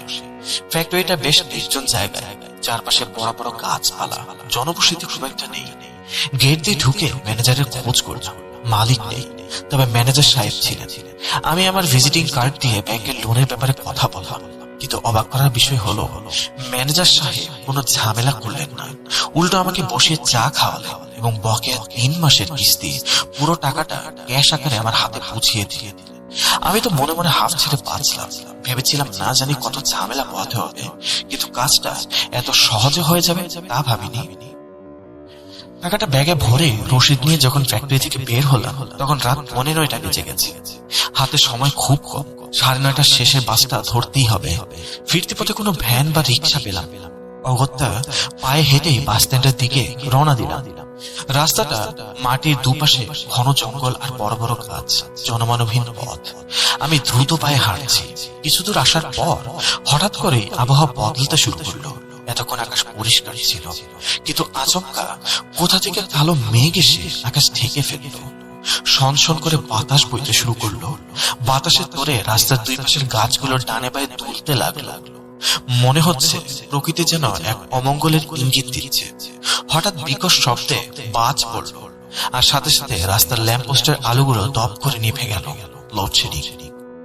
একে তো অমাবস্যার কাছাকাছি সময়, তারপর এই জঙ্গল, চারপাশটা যেন নিকষ কালো অন্ধকারে ডুবে গেল। দূরে 2-একটা ল্যাম্পপোস্ট টিম করে চলছিল, সেগুলো বাতাসের তোড়ে নিভে গেল। আমার কাছে টর্চ লাইট ছিল না, মোবাইলের ফ্ল্যাশ লাইটটাও খুব একটা শক্তিশালী। সেই আবছা আলোয় আমি রাস্তার ঠাউরে এগোতে লাগলাম। হঠাৎ মনে হলো আমার পেছনে যেন কেউ হাঁটছে। খসখস শব্দ হচ্ছে। শুকনো পাতার উপর দিয়ে কেউ যেন ভারী পায়ে হেঁটে আসছে। আমি থমকে দাঁড়ালাম। পেছনের শব্দটাও থেমে গেছে। ঘাট ঘুরিয়ে তাকালাম, কিন্তু অন্ধকারে কাউকে দেখতে পেলাম না। শুধু বাতাসে শো শো আওয়াজ আর গাছের পাতার একটা মর্মর ধ্বনি। মনের ভুল ভেবে আবার হাঁটতে শুরু করলাম, কিন্তু না, ভুল নয়, আবার সেই পায়ের শব্দ। এবং এবার মনে হলো শব্দটা আরো কাছে চলে এসেছে। আমি হাঁটার গতি বাড়ালাম। পেছনের শব্দটা তাল মিলিয়ে দ্রুত হলো। আমার ব্যাগে তখন ব্যাংকের কিস্তির অনেকগুলো টাকা। মাথায় চিন্তা এলো নির্ঘাত কোনো ছিনতাইকারী বা ডাকাত পিছু নিয়েছে। হয়তো ফ্যাক্টরি কেউ খবর দিয়েছে যে আমি টাকা নিয়ে ফিরছি।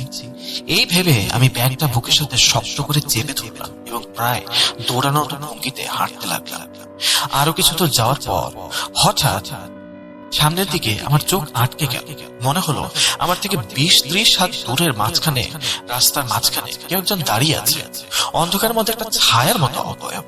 কিন্তু অদ্ভুত ব্যাপার হলো, এত জোরে বাতাস বইছে অথচ ছায়াটা একদম স্থির, তার কাপড়ের কোনো অংশও নড়ছে না, সে নিজেও নড়ছে না, যেন মাটির সাথে সে গেঁথে আছে। আমার শরীরটা হিম হয়ে গেল, কিন্তু দাঁড়িয়ে থাকার উপায় নেই। শেষ বাসটা মিস করলে এই ভুতুরে জায়গা সারা রাত আমাকে কাটাতে হবে। আমি সাহস সঞ্চয় করলাম, মনে মনে দোয়া ইউনুস পড়তে পড়তে আমি রাস্তার এক পাশ দিয়ে সন্তর্পণে এগোতে লাগলাম। আমার চোখ ওই ছায়াটার দিকে।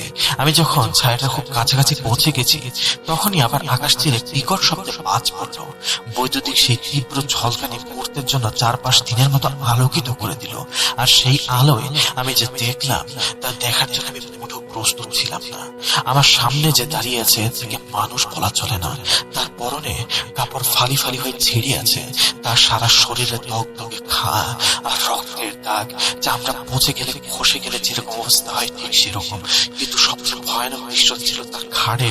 লোকটার মাথাটা শরীরের সাথে অস্বাভাবিক ভাবে হেলেছিল, মনে হচ্ছে তার ঘাড় এক সাইড থেকে কাটা। আমি তাকাতে একটা ক্যাচক্যাচ শব্দ হলো, তার চোখের পলক আমার শরীর থেকে ছিন্ন ভিন্ন হয়ে ধপাস করে মাটিতে পড়ে গেলাম। আমার রক্ত পানি হয়ে গেল। আমি চিৎকার করতে লাগলাম, কিন্তু গলা দিয়ে কোনো স্বর বেরোলো না। আমি দেখলাম মাটিতে পড়ে থাকা গলাটা আমার দিকে এগিয়ে আসছে, কিন্তু ওই মুন্ডহীন দেহটা তার ঘাড়ের কাটা অংশ দিয়ে ফিনকি দিয়ে রক্ত বের হচ্ছে। সে আমাকে দিকে ধেয়ে আসছে, তার দুই হাত হারানো যেন আমাকে চাপড়ে ধরতে চাইছে।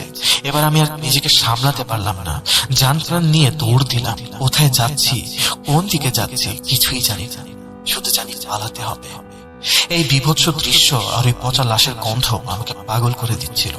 অন্ধকার কতবার যে হোঁচট খেলাম, কতবার যে কাটা ঝোপে আমার জামা কাপড় ছিঁড়ে গেল তার হিসাব নেই, কিন্তু আমি থামলাম না। আমার পেছনে সেই ভারী পায়ের আওয়াজ তখনও শোনা যাচ্ছে। Hop hop hop hop hop.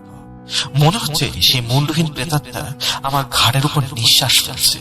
দৌড়াতে দৌড়াতে হঠাৎ সামনে তীব্র আলো দেখতে পেলাম, কোনো গাড়ির হেডলাইট। আমি হাত নেড়ে থামানোর চেষ্টা করলাম, কিন্তু গতি সামলাতে পারলাম না। সোজা গিয়ে গাড়িটার সামনে হুমড়ি খেয়ে পড়লাম। তারপর আর কিছুই মনে নেই আমার। জ্ঞান যখন ফিরল, আমি দেখি হাসপাতালে বিছানায় শুয়ে আছি, হাতে স্যালাইন চলছে। পাশে পুলিশের পোশাক পরা দুজন লোক দাঁড়িয়ে আছে। আমাকে চোখ মেলতে দেখে একজন এগিয়ে এলেন। জানলাম আমি যে গাড়িটার সামনে পড়েছিলাম সেটা ছিল পুলিশের টহল ভ্যান। ওনারাই আমাকে অজ্ঞান অবস্থায় উদ্ধার করে উপজেলা স্বাস্থ্য কমপ্লেক্সে নিয়ে এসেছে।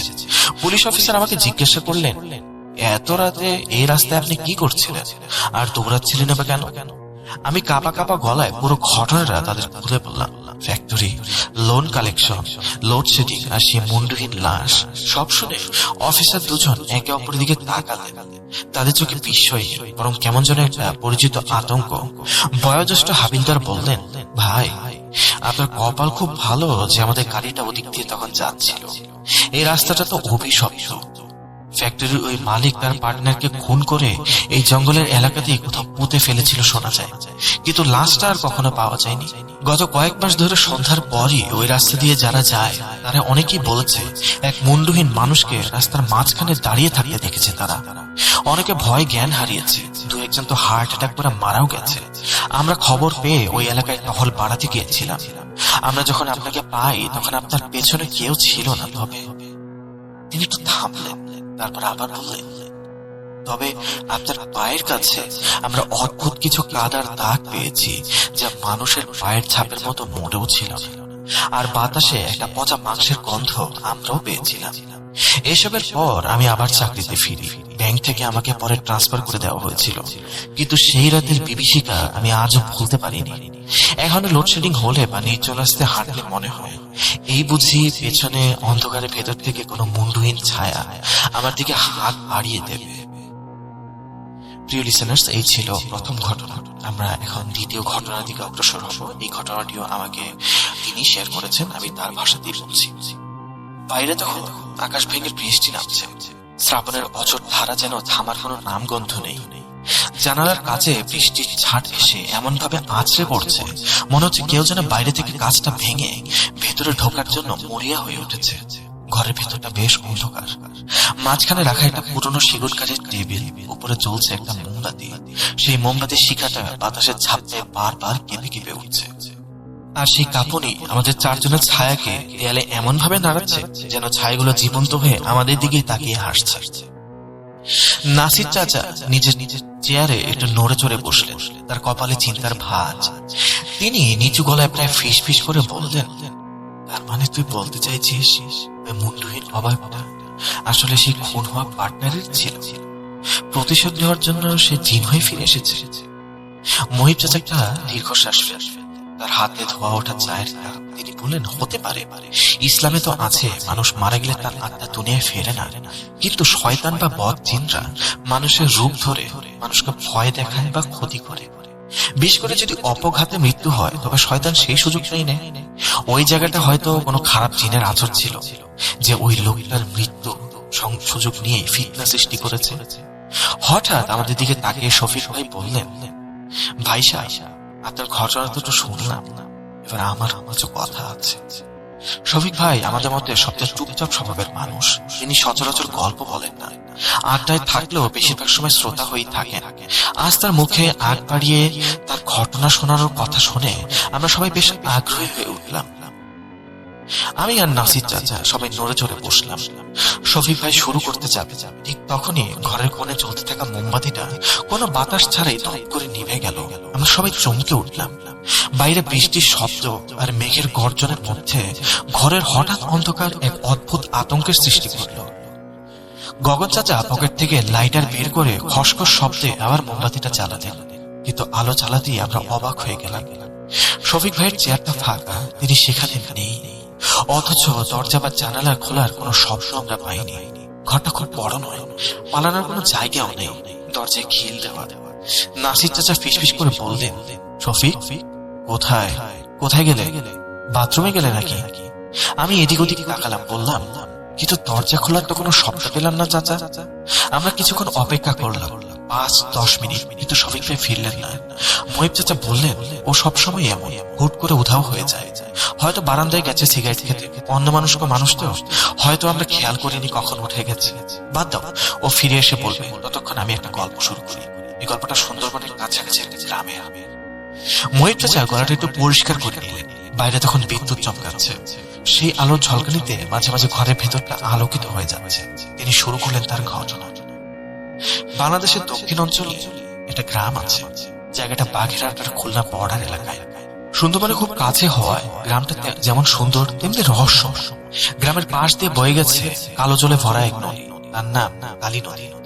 গ্রামের মানুষ বিশ্বাস করত এই নদীতে বাস করে 3 বোন। মানুষ তাদের নাম দিয়েছে কালী নদীর 3 পেতনি বা 3 বোন। তবে মুরব্বীরা বলেন ওগুলো পেতনি নয়, ওগুলো হলো ইবলিশের চেলা, শক্তিশালী খবিশ জিন।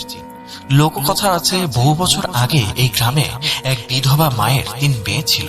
তারা দেখতে ছিল পরীর মতো সুন্দর, কিন্তু গ্রামের কিছু লম্পট যোদ্ধার তাদের উপর কুনজর দেয়।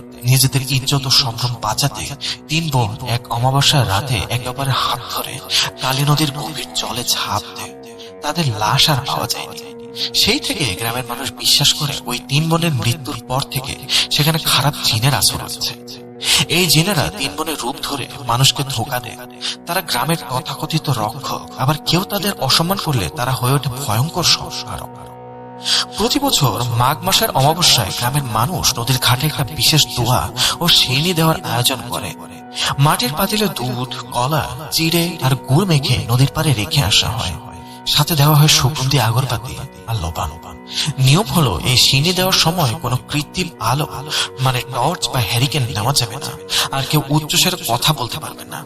এটা কোনো রিচুয়াল নয়, বরং গ্রামের মানুষ মনে করে সদকা দিলে বালা মুসিবত দূর হয় আর জিনেরা হয়তো উৎপাত করবে না। মহিব চাচা একটু থামলেন, চায়ের কাপে একটা চুমুক দিয়ে আবার বলতে শুরু করলেন। গত বছর শীতের ছুটিতে ঢাকা থেকে লিফান নামের এক যুবক ওই গ্রামে তার খালার বাড়িতে বেড়াতে যায়। লিফানের বাড়ি সেই গ্রামে ছিল। লিফান আধুনিক ছেলে, ঢাকায় বড় হয়েছে, ইংলিশ মিডিয়ামে লেখাপড়া করত। ভূত, প্রেত, জিন, পরী এসব সে একেবারেই বিশ্বাস করত না। সেগুলো কুসংস্কার বা গাইয়া গাল গল্প বলে উড়িয়ে দিত। তার লজিক হলো বিজ্ঞান যা প্রমাণ করতে পারে না তার কোনো অস্তিত্ব নেই। সেদিন ছিল সেই মাঘী পূর্ণিমার রাত। গ্রামের সবাই প্রস্তুতি নিচ্ছিল ঘাটে সিন্নি দেওয়ার। লিফানের খালা রহিমা খালা তাকে বারবার বারণ করেন, বলেন বাবা লিফান, আজ রাতে নদীর দিকে যাস না, আজ খারাপ বাতাস বইছে, মুরব্বীরা নিষেধ করেছে। রহিমা খালা খুব পরহেজগার মানুষ ছিল, তিনি জানেন গ্রামের ইতিহাস, কিন্তু লিফান তার কথা শোনে না। সে তো অ্যাডভেঞ্চার, সে ভাবলো দেখেই আসি গ্রামের মানুষ অন্ধকারে কিসব পাগলামি করে। সে লুকিয়ে লুকিয়ে গ্রামের মুরব্বীদের পিছু নিল। তার পরনে ছিল জিন্স আর কালো জ্যাকেট, পায়ে ছিল দামি স্নিকার্স। নদীর ঘাটে তখন ঘুটঘুটে অন্ধকার, আকাশে চাঁদ ছিল, তারাও মেঘের আড়ালে ঢাকা। সবাই নিঃশব্দে মাটির পাতিলগুলো নদীর পাড়ে রেখে মনে মনে দোয়া পড়ছিল। বাতাস ভারী হয়ে আছে লোবানের গন্ধে। নদীর জল স্থির, যেন কালো কাঁচের মতো। লিফান ঝোপের আড়ালে দাঁড়িয়ে সব দেখছিল। তার কাছে পুরো ব্যাপারটা হাস্যকর লাগলো। সে মনে মনে ভাবল, এই একবিংশ শতাব্দীতে এসেও মানুষ খাবারের অপচয় করছে কিছু কাল্পনিক ভয়ের কারণে। হঠাৎ তার মনে হলো একটু মজা করা যাক। সে তার পকেট থেকে হাই পাওয়ারের রিচার্জেবল টর্চটা বের করলো এবং সোজা নদীর জলের উপরে ফেললো। তীব্র আলোয় নদীর কালো জল চকচক করে উঠল। সে আলোর ছটায় মনে হলো নদীর নিচ থেকে কিছু একটা নড়ে উঠল। গ্রামের মুরব্বীরা আতঙ্কে শিউরে উঠলেন। গ্রামের ইমাম সাহেব যিনি দোয়া পড়ছিলেন, তিনি চমকে উঠে ফিসফিস করে বললেন, সর্বনাশ, কি আলো জ্বালালি, নিভা, শিগগির নিভা, ওরা রেগে যাবে। লিফান হাসতে হাসতে ঝোপ থেকে বেরিয়ে এলো। তার হাতে টর্চটা তখনও জ্বলছে। সে বলল, আরে ধুর হুজুর, আপনারা এই যুগে এসে এসব বিশ্বাস করেন? ভূত বা জিন বলতে কিছুই নেই, এসব আপনাদের মনের ভুল। এই যে দেখেন আমি আলো ফেলছি, কই আপনার 3 বোন? কেউ তো এলো না। আর এই খাবারগুলো নষ্ট না করে গরিবদের দিলেও তো পারতে। ইমাম সাহেব ভয়ে কাঁপছিলেন। তিনি বললেন, বাবা, তুমি জানো তুমি কি করেছো? আলোটা নেভাও, এখান থেকে চলো। লিফান তার কথায় কান দিল না। সে অবজ্ঞার ভরে সামনে রাখা মোমবাতির পাতিল লাথি মারল। পাতিলটা গিয়ে নদীর জলে পড়লো। ঝপ করে একটা শব্দ হলো। সাথে সাথে বাতাস যেন থমকে গেল। নদীর জল থেকে একটা অদ্ভুত বুদবুদ ওঠার মতো শব্দ হলো। মনে হলো জলের নিচ থেকে কেউ যেন একটা দীর্ঘশ্বাস ফেললো। বাতাস হঠাৎ ভারী হয়ে গেল, আর সেই বাতাসে একটা পচা গন্ধ ভেসে এলো, যেন 1000 বছরের পুরনো পচা লাশ আর শ্যাওলার গন্ধ। মুরব্বীরা আর এক মুহূর্ত দেরি করলেন না। তারা বুঝলেন বিপদ আসন্ন। তারা লিফানকে একরকম জোর করে টেনে হিঁচড়ে গ্রামে ফিরিয়ে নিয়ে গেলেন। লিফান তখনও হাসছিল। তার কাছে এটা ছিল মুরব্বীদের অযথা ভয়। বাড়িতে ফিরে রহিমা খালা সব শুনে মাথায় হাত দিয়ে বসে পড়লেন। তিনি জায়নামাজে বসে কাঁদতে কাঁদতে বললেন, তুই এটা কি করলি লিফান? তুই ওদের অসম্মান করেছিস। ভদ্রীরা তোকে ছাড়বে না, ওরা খুব প্রতিশোধ পরায়ণ হয় রে। লিফান সোফায় গায়ে নিয়ে বসে বলল, খালা, তুমি বেশি চিন্তা করো না, কিচ্ছু হবে। চলো রাতে ভালো করে খাসির মাংস দিয়ে ভাত খাবো, খিদে পেয়েছে আমার। সে রাতে লিফান বেশ তৃপ্তি করেই খেল, কিন্তু সেই রাতে লিফানের শান্তি বেশি স্থায়ী হয় না।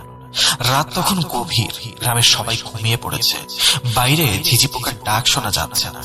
এক অদ্ভুত নিস্তব্ধতা। মাঝরাতে হঠাৎ লিফানের ঘুম ভেঙে গেল। তার মনে হলো ঘরের ভেতরে কেউ হাঁটছে। ঘরের মেঝে কাঠের তৈরি। তার হাঁটার শব্দটা স্পষ্ট শোনা যাচ্ছে, কিন্তু শব্দটা সাধারণ মানুষের হাঁটার মতো নয়। মনে হচ্ছে ভেজা পায়ে কেউ হাঁটছে, আর তার সাথে ঝমঝম করে নুপুরের আওয়াজ। লিফান ধর্মর করে উঠে বসলো। তার বুক ধড়ফড় করছে। সে ভাবলো মনের ভুল হয়তো।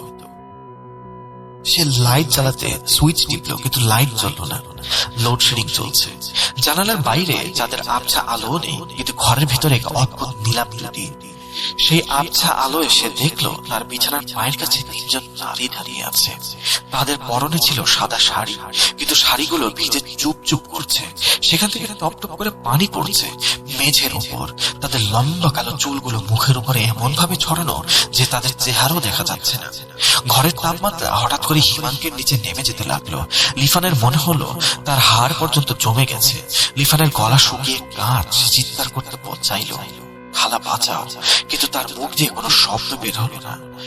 বোবায় ধরা মানুষের মতো সে শুধু ফেল ফেল করে তাকিয়ে রইল। তার হাত পা অবশ হয়ে গেছে, সে নড়তেও পারছে না। একেই বলে স্লিপ প্যারালাইসিস বা বোবায় ধরা, কিন্তু লিফান বুঝতে পারছিল এটা কোনো রোগ নয়, ওই তিনজন নারী ধীরে ধীরে তার দিকে এগিয়ে আসতে লাগলো। তাদের শরীর থেকে পচা নদীর পাক আর শ্যাওলার গন্ধ আসছে। সেই গন্ধে লিফানের বমি আসার উপক্রম হলো।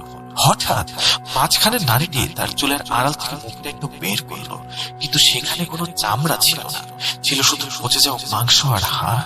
সে তার কানের কাছে মুখ এনে ফিসফিস করে বলল, আমাদের খাবারে লাথি মেরেছিস, আমাদের অসম্মান করেছিস, এখন তোর পালা, আমাদের সাথে চল। লিফান জ্ঞান হারাল। পরদিন সকালে তার যখন জ্ঞান ফিরল, তখন তার শরীর তীব্র জ্বর, গা পুড়ে যাচ্ছে, চোখ দুটো জবা ফুলের মতো লাল আর সারা গায়ে কাদা মাখানো, অথচ সে ঘর থেকে বাইরে বেরই হয়নি। ঘরের মেঝেতে কাদার দাগ। রহিমা খালা অবস্থা দেখে স্থানীয় মসজিদের বড় হুজুরকে ডেকে আনলেন। হুজুর লিফানের অবস্থা দেখে গম্ভীর হয়ে গেলেন।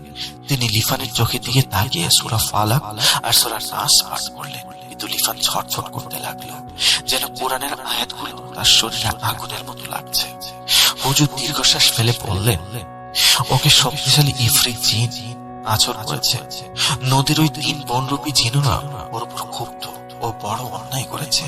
এর কাফারা আদায় করতে হবে, নইলে ওকে বাঁচানো যাবে না। ডাক্তারি চিকিৎসায়ও কাজ হবে না। লিফানের বাবা মা ঢাকা থেকে ফোন করেছেন, কিন্তু রহিমা খালা তাদের কিছু জানাতে সাহস পাচ্ছেন না। লিফান তখন ভয় এতটাই দুর্বল হয়ে পড়েছে যে সে যে কোনো কিছু করতে রাজি। তাই সেই বিজ্ঞান মনস্ক ব্যক্তি, সেই দম্ভ তার সবকিছু চূর্ণ হয়ে গেল। হুজুর বললেন, আজ রাতেই ওকে নদীর ঘাটে যেতে হবে, একা, সাথে করে নিয়ে যেতে হবে কাঁচা দুধ আর আদর। ওকে নিজেই ক্ষমা চাইতে হবে, যদি ওরা দয়া করে তবেই ও বাঁচবে। তবে মনে রাখবি লিফান, নদীর জলে নামবি না, খবরদার। শুধু পাড়ে দাঁড়িয়ে ক্ষমা চাইবি, আর আমি এখান থেকে দোয়া পড়ব। সেদিন রাতে লিফান কাঁপতে কাঁপতে নদীর ঘাটে গেল। তার শরীরে জ্বর, পা চলছে না, হাতে দুধের বাটি, চারপাশ বেশ নিস্তব্ধ। গ্রামের কেউ আজ ঘরের বাইরে বের হয়নি। লিফান নদীর পাড়ে গিয়ে দাঁড়ালো। সে কাঁপা কাঁপা গলায় বলল, আমাকে মাফ করে দিন, আমি ভুল করেছি, আমি কখনো এমন করবো না, আল্লাহর ওয়াস্তে আমাকে ক্ষমা করে দিন। সে দুধের বাটিটা মাটিতে রাখতে যাবে, ঠিক তখনই সে শুনল এক পরিচিত কণ্ঠস্বর, তার মায়ের গলা, একদম স্পষ্ট, লিফান, বাবা লিফান, তুই এসেছিস। লিফান চমকে উঠল, তার মা তো ঢাকায়, এখানে তিনি কিভাবে আসবেন? সে তাকালো নদীর দিকে, দেখলো জলের উপর আবছা কুয়াশার মধ্যে তার মায়ের মতো কেউ একজন দাঁড়িয়ে তাকে হাতছানি দিয়ে ডাকছে। মায়ের পরনে সেই শাড়িটা যেন তিনি গত ঈদে কিনেছিলেন। আয় বাবা, আমার কাছে আয়, ওরা আমাকে আটকে রেখেছে, তুই এসে আমাকে নিয়ে যা, আমি খুব কষ্টে আছি রে বাবা। লিফানের যুক্তি বুদ্ধি তখন লোপ পেয়েছে। জ্বরের ঘোরে আর মায়ের ডাকে সে ভুলে গেল হুজুরের সতর্কবাণী। শয়তান এভাবেই মানুষকে ধোঁকা দেয়, তার দুর্বল জায়গায় আঘাত করে। সে মা বলে চিৎকার করে পানির দিকে পা বাড়ালো। সে ভাবলো তার মা সত্যি হয়তো কোনো বিপদে আছে। সে 1 পা 2 পা করে পানির কাছে গেল, কিন্তু যেই না প্রথম পা নদীর পানিতে ভিজলো, অমনি মাটিটা যেন জ্যান্ত হয়ে উঠল।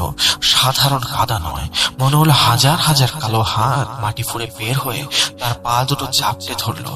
লিফান চিৎকার করে ওঠার আগেই সেই হাতগুলো তাকে নিচের দিকে টানতে শুরু করলো। সে দেখলো পানির উপর দাঁড়িয়ে থাকা অবয়বটা তার মায়ের নয়। কুয়াশা সরে যেতেই বেরিয়ে এলো সেই বিভৎস দৃশ্য।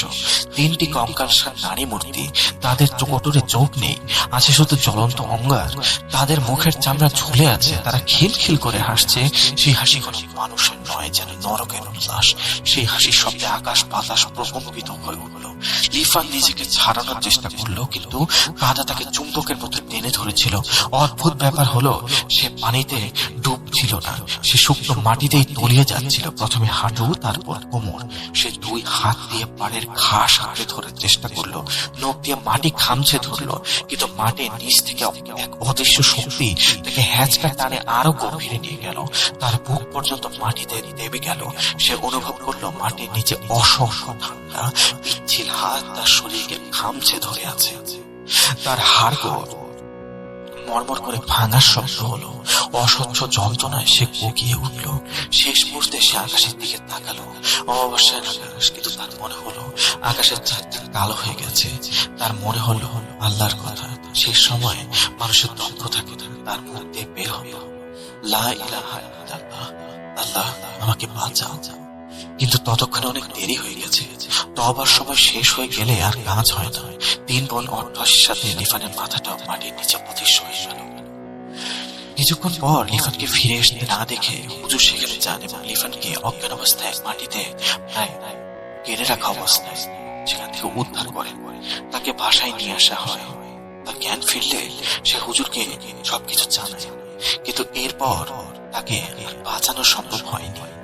সবচেয়ে ভয়ানক ব্যাপার হলো ওই জায়গাটা একটা নতুন গাছের চারা গজিয়েছে, যেখানে লিফানকে প্রায় ঘিরে রাখা অবস্থায় পাওয়া গিয়েছিল। এক রাতের মধ্যে গাছটার পাতাগুলো কেমন যেন লাল টাইপের, আর তার গা থেকে অনবরত রক্তের মতো আঠালো রস ঝরছিল। হুজুর বললেন, এটা একটু অভিশপ্ত গাছ, এর কাছে কেউ যেও না। গ্রামের মানুষ ভয়ে আর কখনোই ওই গাছের কাছেও যায়নি। লিফানের বাবা মা ঢাকা থেকে এসে অনেক খোঁজাখুঁজি করলেন, কিন্তু তারা জানতেন না যে লিফান মারা গেছে। তারা যখন লিফানের খালার বাসায় গেলেন, তখন লিফানের খালা তাদেরকে সবকিছু খুলে বললেন। তারা কান্নায় ভেঙে পড়লেন। রহিমা খালা আজও বিলাপ করেন। তিনি এখনো মনে করেন লিফানের এই অবস্থার জন্য স্বয়ং তিনি দায়ী। তিনি যদি সেদিন লিফানকে আটকাতে পারতেন, তাহলে হয়তোবা এমন কিছু হতো না। আর গ্রামের লোকেরা বলে, অমাবস্যার রাতে কান পাতলে মাটির নিচ থেকে লিফানের ফোঙানির শব্দ শোনা যায়। সে নাকি এখনো মাটির গভীরে ওই জিনদের হাতে বন্দী হয়ে নরক যন্ত্রণা ভোগ করছে। তার আর মুক্তি নেই। লিফানকে দাফন করার পরও বেশ কয়েকবার লিফানের কবরটা কেমন যেন ভাঙা অবস্থায় পাওয়া গিয়েছিল। মানুষজন পুনরায় যখন তার কবর আবার ঠিকঠাক করে, তারপর আবার দেখা যায় তার কবর ভাঙা। মনে হয় কোনো পশু বা হিংস্র কোনো জন্তু হয়তোবা তার কবর খুঁড়ে লাশ খাওয়ার চেষ্টা করেছিল। কিন্তু এই অদ্ভুত ব্যাপারটা শুধুমাত্র লিফানের কবরের মধ্যেই হতো। আশেপাশে নতুন আরো যত কবর ছিল, কোনো কিছুর মধ্যে এমন কোনো সমস্যা হতো না। এই ছিল ঘটনা। তো প্রিয় লিসেনার্স, আজকে মোটামুটি 2টা ঘটনা আপনাদের সাথে শেয়ার করলাম। আশা করি আপনাদের কাছে ঘটনা দুটি বেশ ভালো লেগেছে। যদি ভালো লাগে তাহলে জানাবেন, আর ভালো না লাগলেও জানাবেন। আপনাদের ফিডব্যাকের মাধ্যমেই আমরা আমাদের ঘটনাগুলো আরো উন্নত করতে পারবো ইনশাআল্লাহ। আপনাদের সকলের কাছে দোয়া প্রার্থনা করে এবং আপনাদের সকলকে সুস্থতা কামনা করে আজকের মতো বিদায় নিচ্ছি। আমি সিফাত আলম। আপনারা সকলে ভালো থাকবেন এবং সুস্থ থাকবেন এবং ভূত-প্রেমের সাথেই থাকবেন। আসসালামু আলাইকুম।